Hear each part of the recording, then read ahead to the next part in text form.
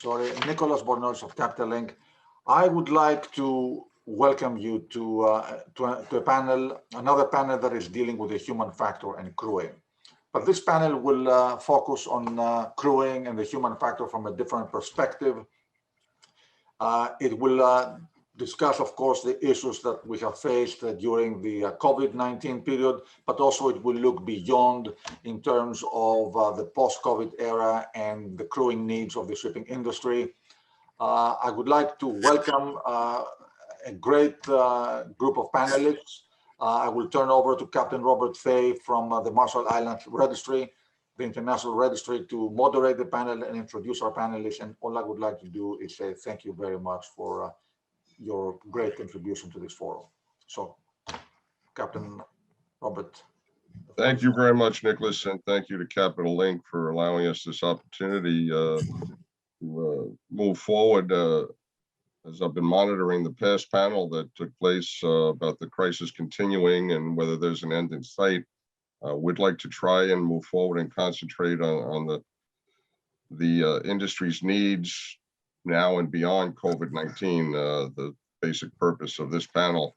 We've all identified very clearly the difficulties in traveling, arranging travel for crew members and arranging reliefs, dry docking of vessels, new vessel delivery.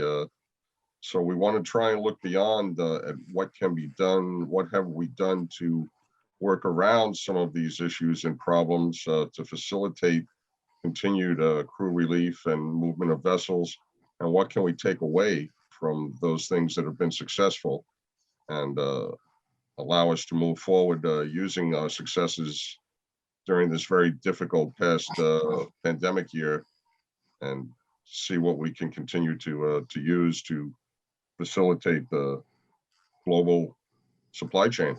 I welcome my fellow panelists, a very distinguished group with a broad range of experience from various operating areas and sectors of the industry. Captain Zhou with Kwong Maritime is with us today. Mr. Dennis Svane Hansen with the BW Group is joining us. Captain Panagiotis Drosos, Capital Maritime is with us, as well as I believe we have Prabhat, here we are. Prabhat Kumar here of MSC Shipping. Good morning, gentlemen, and thank you for joining the panel. I'd like to start with a few minutes, give you each an opportunity of introduction and talk about how the pandemic has affected your operations in terms of the manning and crewing of vessels, costs related, what you have had to do to continue crew relief and operation of your vessels, uninterrupted operations, and we'll go a little bit deeper into some of the ways that we can continue those successes in keeping ships moving. So Captain Zhou, I'd like to start with you. If you take a few minutes, I know you've had some discussions about how you've been able to move some crews in very difficult situations, sir. Thank you, Captain Fair, and good day to all the panelists. Also, thanks the Capital Link to having me here for discuss this very important topic. Let me have a brief introduce myself first. My name is Captain Zhou, Zhou Jianfeng, Managing Director of the Kwong Maritime Transport Holdings Limited, based in Hong Kong. And my company is a traditional ship-owning company in Hong Kong, but recently we also doing the third-party management service, providing asset management service to third-party clients, and we are operating 58 ships on water at the present. Myself, background is a master marine. I worked 10 years at sea before moving to the shore. I always work on the tanker vessels, including the VLCC, gas carriers, and tankers. So yes, very happy, very glad to have this chance to discuss, to share experience with all the panelists here. Very good. So what significant difficulties and cost and delays have you experienced, whether it be with vessel dry dockings or deliveries, or extended crew contracts in the past year, and what have you had to do to find solutions? Yes, thank you. Yeah, thank you for your question. And first, a little bit into the background that we are operating. We are based in Hong Kong. We are operating majority is Chinese crew. I would say 95% is a crew from mainland China. And so far, definitely, we also suffered with the crew changes, particularly outside China. And so for arranging this crew sign off from ports outside China is extremely difficult because of travel restrictions, because some ports have the limitations. They want a 14 days quarantine. They're also whether particularly in the last year, is extremely shortage of the commercial air ticket. So even that port is open, but we cannot find the air ticket for the crew. It's make it very difficult.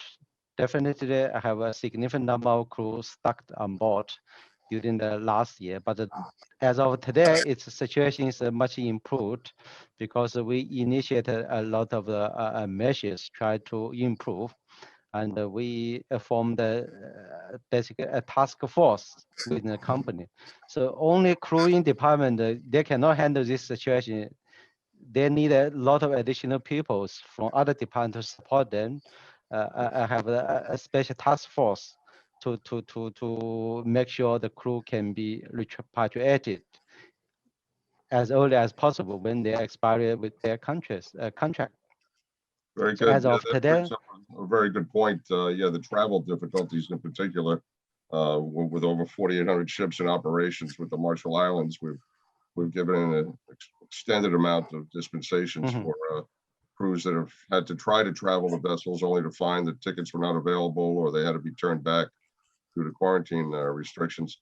We have Mr. Dennis Hansen with us of BW Group. I'm sure you've experienced some of these travel difficulties as well with your vessels. Perhaps you could give us a little insight into how you've managed to work around some of those difficulties, Dennis. Yeah, thanks, Robert. And thanks to Capital Link for having me here. Excellent conference and great panelists. So I think there's been excellent discussions prior to this. I think we all share the same frustrations. It was definitely a very difficult year for us as well. We handle 90 plus LPG, LNG, and oil tankers with roughly 5,000 crew with majority from Philippines and India. So we definitely faced the same challenges, of course, last year with lack of flights and difficulties getting visas and affecting the crew changes.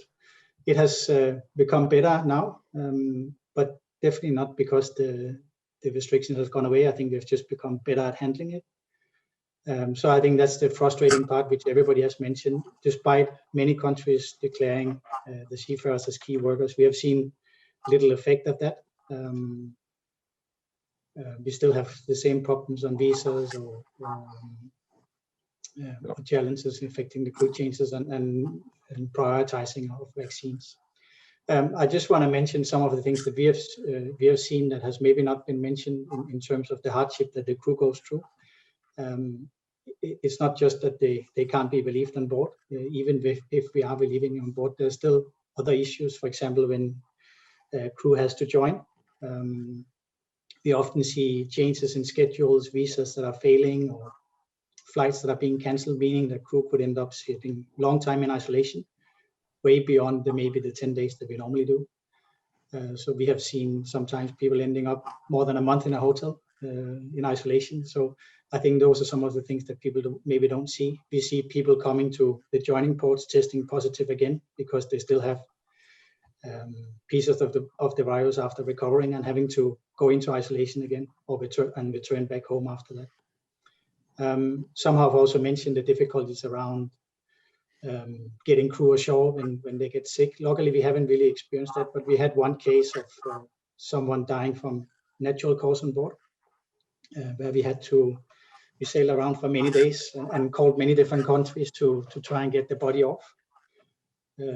before we actually managed. And of course, the hardship that the crew goes through, or the trauma they go through by having somebody lying in the freezer on board and going from country to country, that is tough. I agree. That's we've had several cases of that over the course of the last year with just getting the remains of non-COVID deaths off. Not to mention just medical treatment. I know the last panel touched on that.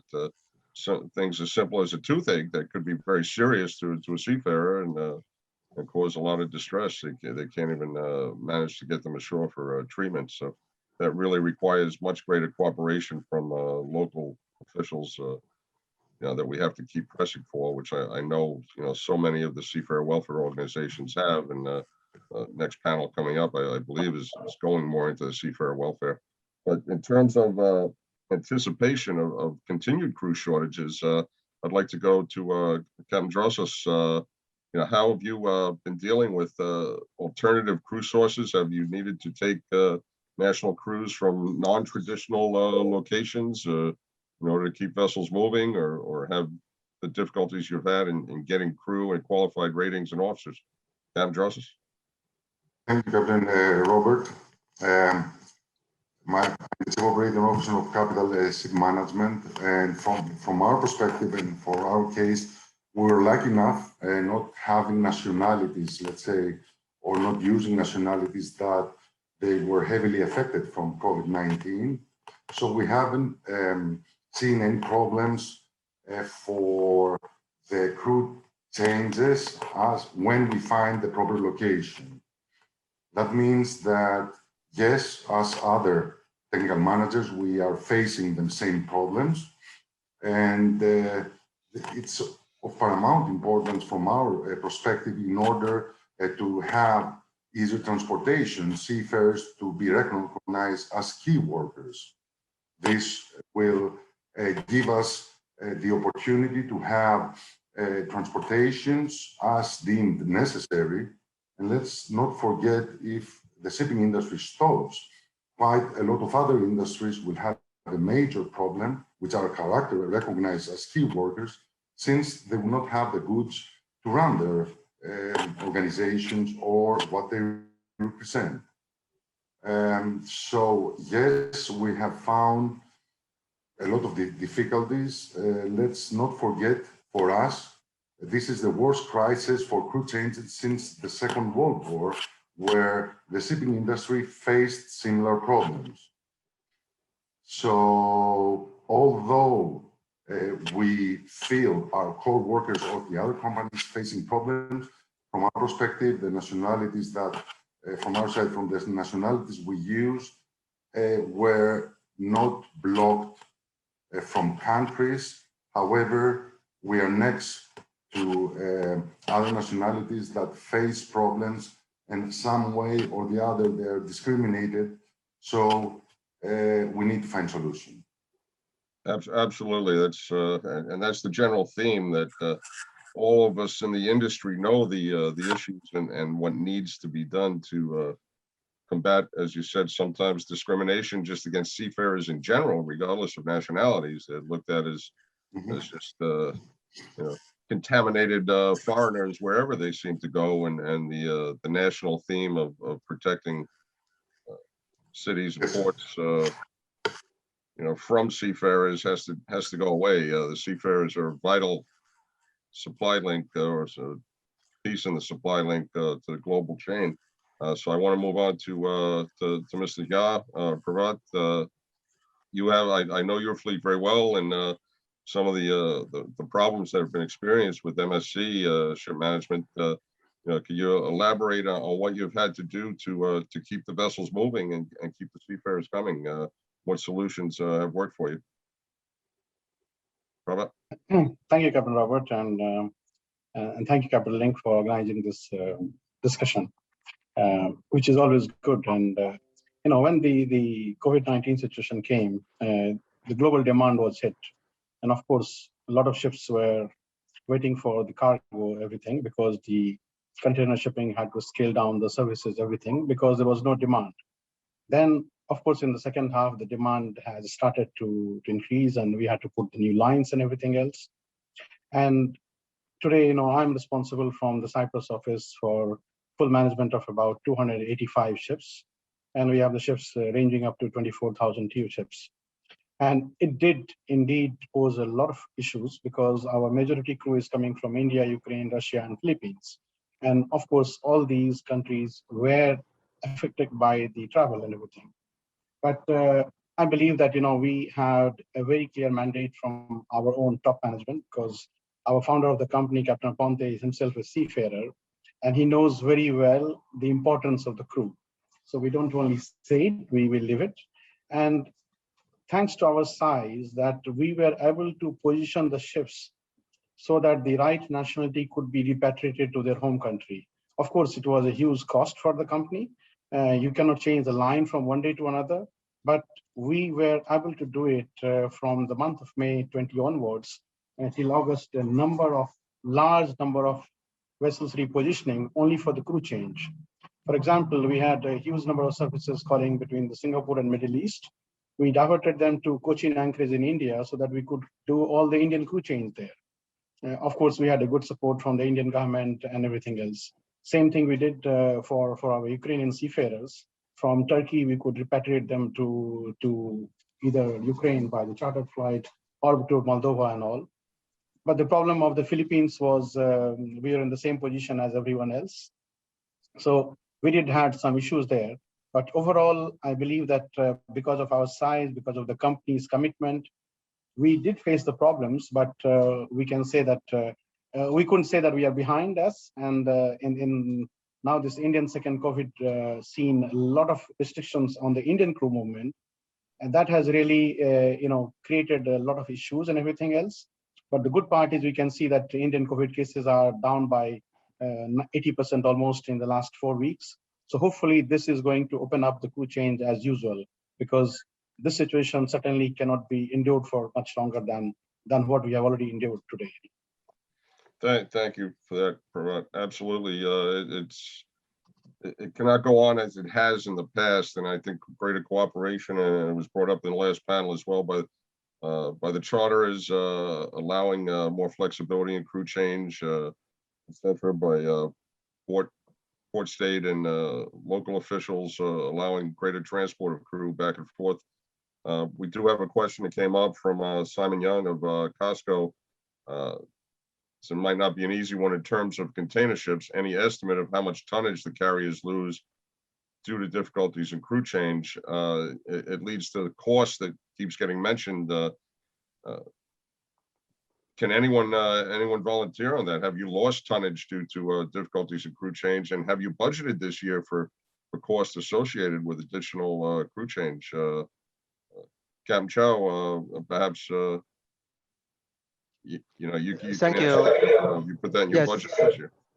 Yeah, thank you for your question. And we do not operating the the container ship, so I have no idea. But in terms of budget, basically there's no more budget anymore. Usually, actually, for crewing cost, the traveling cost is for us is like a year for a bulk carrier is around something around $50,000. But during pandemic time, then that will be sometimes go 5 times, even 8 times. Then basically there's no budget, and from the top down, from the whole company, they will all understand the crew's well-being is more than important than anything else. Whenever they need to be repatriated, we have to repatriate at whatever cost. So yeah, that is a reality we have to face. Yeah, it's very difficult to answer such a question of what is the tangible loss of well, we know rates are up, and for a variety of reasons. No, there's no unpredictable. Sometimes, as other panelists mentioned, we have the deviated vessel to some convenient port. Sometimes, like in China, because to complete the formality before allowing disembark, we have to wait until this formality complete. So we have to pay not only off-hire, but also sometimes terminal fee, because you are occupied their terminal without the productions, they will charge you the money. Actually, different port have different systems. You are difficult to calculate in advance. Basically, we just go ahead. So Great. Understood. it's our people, they want to go home, we have to send them go home. Yeah, it's the cost is an intangible at this point, but one of the other issues that's come up and moving forward is the supply of seafarers and the anticipation. We've heard the concerns that many seafarers may not want to go back to sea. Some need to economically, and they can't at this point. They want to, but even something as simple as training the seafarers, training schools and institutions have been closed, and we've discussed this a little bit in the past to catch up with the training and advancement of seafarers, the certification of seafarers. Dennis, how are you handling that moving forward? Supply of seafarers for the future. In-house training, CBT training has become more and more popular. Are you going that route? I mean, so to the first part of your question, I think we don't see that people are not coming back. I think most of them are returning. In terms of where to recruit from, I think we still see the same supply countries as where we have been recruiting from until now. But there's no doubt that the industry need to do a lot more in terms of welfare for the crew to be attractive in the future, I think. So things like shorter contracts, better connectivity on the vessels, and things like that, and of course much more focus in general on welfare on board or mental health will be extremely important. And I think probably the industry, I know we got MLC some many years ago, but I think it may be time to tighten the requirements in the industry at an industry level to create this level playing field. So we all compete at the same level. So ensuring that everybody increase the welfare for the seafarers and we can become more attractive in the future. And I think it was mentioned also some of the panelists earlier that it becomes more and more difficult to manage the many different type of engines and now fuel types and whatever in the future. So in the past we could send seafarers on all the vessel types, but now it's down to the engine type. So right. So training and availability will become really, really important. Yeah, very good point. We had a question put in as well, and many companies in the past, as you said, a level playing field has meant having the skill sets, the officers and crew necessary to do the maintenance of the vessel, in addition to just basic operation. And we're seeing more and more what some are calling a race to the bottom as far as how low can we go with manning, to where we're experiencing problems when one or two people on the ship, it may only be a skeleton staff, and if one or two of the watch officers or the engine officers becomes ill or has to be relieved, maintenance suffers. So the question has been raised, has it been difficult to maintain the ships because service teams were not available? The people on board did not have the correct skills to perform the maintenance.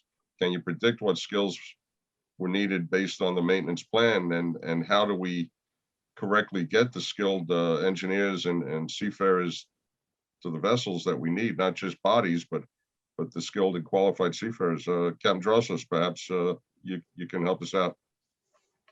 The answer from our side is yes. We have determined difficulties for defects identified and not being able to have the makers on board the vessel. Unfortunately, for electronic computers, etc., we have electricians, we have the crew complement in order to run the vessel, not to repair it, particularly for equipment that is outside of our scope. So the difficulties are there, significant difficulties. We are risk management oriented, all of us. So we set mitigation measures in order to have the vessels operated. However, this is not the case when you report and thereafter charters reject the vessels due to the fact that we were not able to determine the exact root cause and set mitigation measures for a particular defect. So there, the solution is the understanding in some occasion of the charters. We can purely commercial commitment of the vessel. However, it's not a normal year of operations, and there we need the understanding and the support rather than having the vessel off hire or having her rejected from charters that we can understand them as well, but they need the vessel full operational, and we support that. However, we're not able to do that.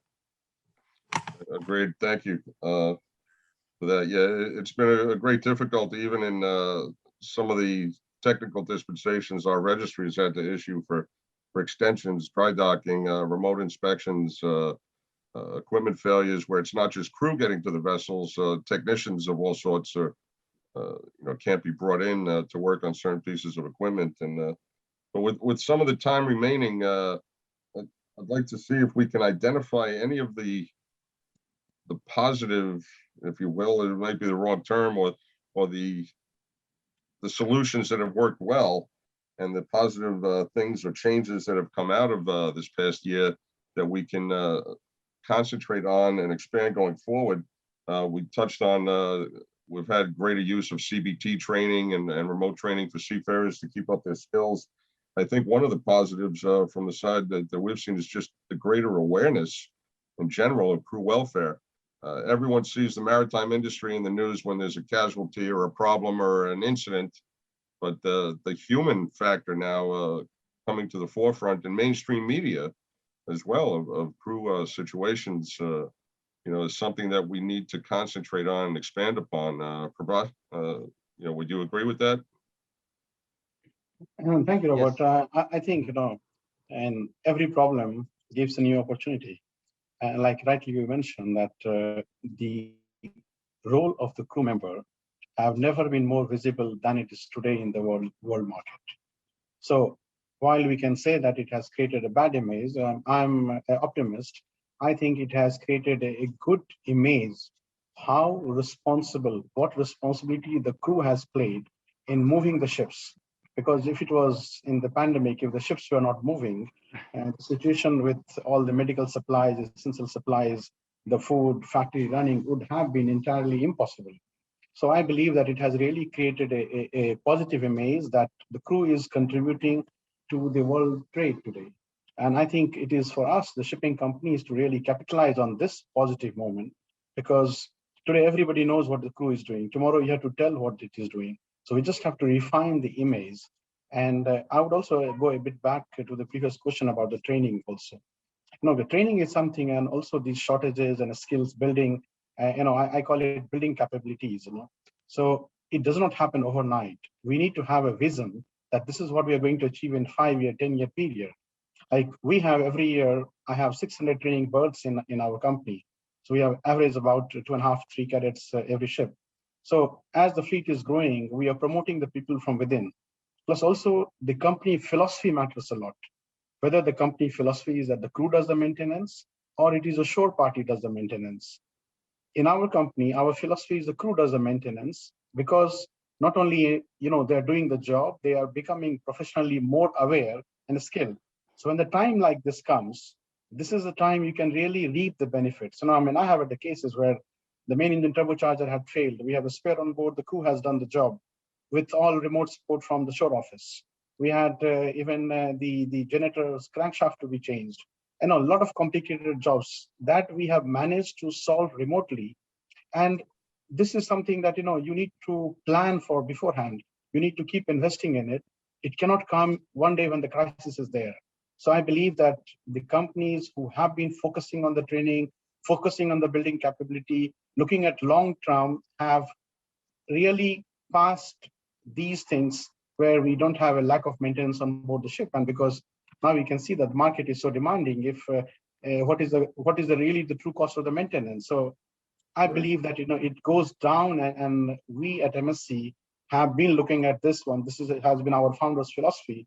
The crew does all the job, because not only they do the job, plus they also become more knowledgeable. So when the time like this comes, you are in a good hand actually. Very true. Yeah, it's a win-win situation. Yeah, if you have the crew with the proper skill sets and can retain them.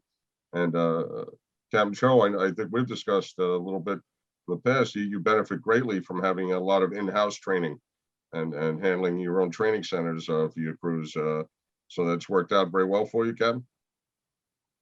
Yes, definitely. So we have the in-house training centers in the Qingdao, and we also have a joint venture training centers with some university in the Shandong areas. And yes, that is one of the positive things. I think we enhance the trainings, particularly on the digital part. And maybe here I also need to also emphasize that another positive thing, what I can see that could be positive is that nowadays, I think a public start become aware of how huge contributions the shipping is making, how huge a contribution the crew is making for the world, for ensure the supply chain running smoothly. And I hope all the parties, all the stakeholders, and whole public can continue support, give more support to our crew. Actually, go back a little bit of questions. Actually, now the crew shortage, other than the travel restrictions. So some parties, ignoring the crew's welfare is causing another, actually is become another very important factors for the crew shortage.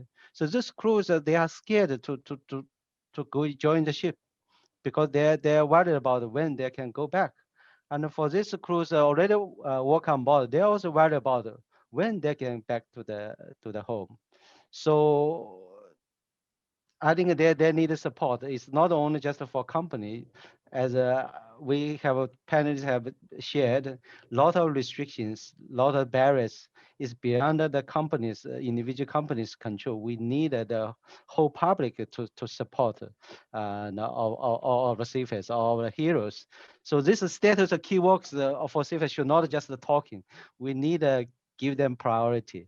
Agreed. For the caregiver priority for that. vaccinations. Yes. Yeah, IMO, International Chamber of Shipping, and others. The last panel, I have to give kudos to BIMCO in particular for a very moving video that they showed of the vitality of seafarers, how much we need seafarers. That basically it's incumbent on all parties to, in the global transportation industry in general, to recognize seafarers as essential workers. Because without them, without sufficient supply of trained and qualified seafarers, we could face an international, global economic crisis, if transport stops. So I don't think there's any argument there. Moving forward to keep the flow of seafarers moving, qualified seafarers, trained seafarers. Dennis, I would ask you to, to weigh in on, how we can promote greater concern for the seafarer welfare and source seafarers to ease the uncertainty in their concerns as well. What can we do to help seafarers understand or feel appreciated and how important they are to the transportation industry in general? Dennis? Yeah, I think we were lucky. We had started a lot of focus on mental health and well-being several years ago, and have a wellness program running on board our ships, which kind of encourage social interaction among the crew, but also work actively with mental health on board the vessels. So it was easy for us to put even greater focus on this, and that has really helped keeping them active and keeping their thoughts away from the pandemic. And then I think in terms of both training and moving things online, it has also been easier to keep close to them in terms of having small webinars, whereas in the past we had to bring them into a conference physically, and we would maybe only see them once every 2 years. But now we have many more frequent small webinars where we can bring people together. So I think we have definitely become probably more close to the seafarers than what we were before. So I think this has been kind of a discovery that it can actually work very well, bringing them together, even running leadership programs and things like that online, which we thought would probably require people being together in a room, but it has proven to work. Well, that's a good point. I'm glad you brought that up, and that is a positive we could take away. And I think we found that with the Marshall Islands Registry. I've probably spoken to more of my colleagues around the world via Teams, Zoom, online conferences, webinars, to where we would meet a couple of times a year to discuss issues. And now almost weekly we can connect, when there are problems in various ports around the world, which has kept our many offices closer, together to solve the issues, which brings up the general feeling that increased communication at any level, particularly with the seafarers, between the companies. As a flag state, we've worked very closely with other port states in finding workarounds and solutions for vessels that may have been shorthanded or seafarers that couldn't be relieved on time, to get the vessel to sail at least a dispensation to the next nearest port where they could get a relief if there was no transportation available. So I think we're running a little short on time, but I want to go to Captain Drosos.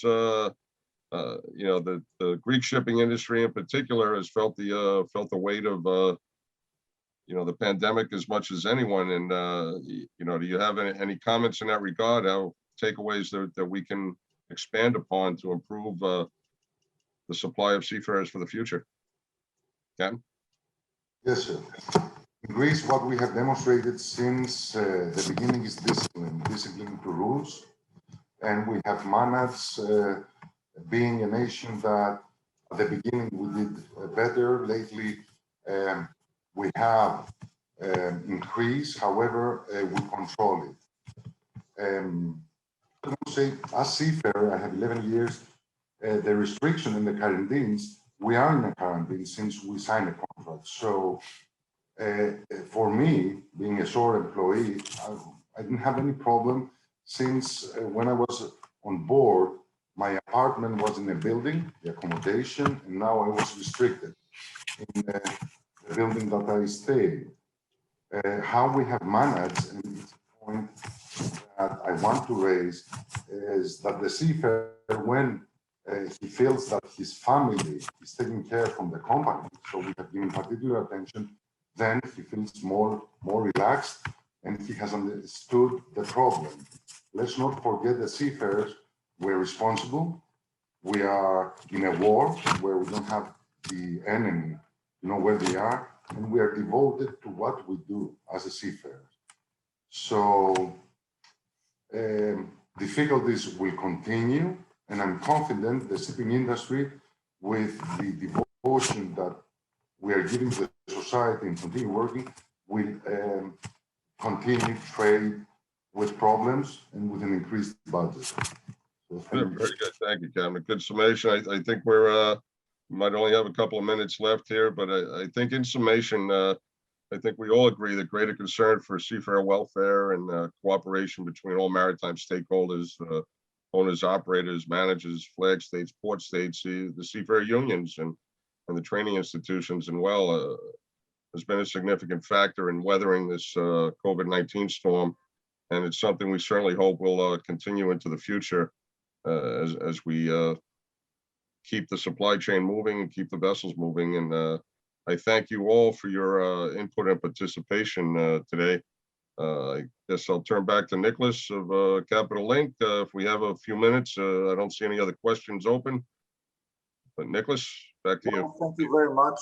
As expected, it has been a great discussion because you guys know the topic very well. You represent major organizations, so you are actually at the front line of the problem. And it is always extremely interesting and insightful to hear from people who are, in the trenches, so to speak. So thank you very much.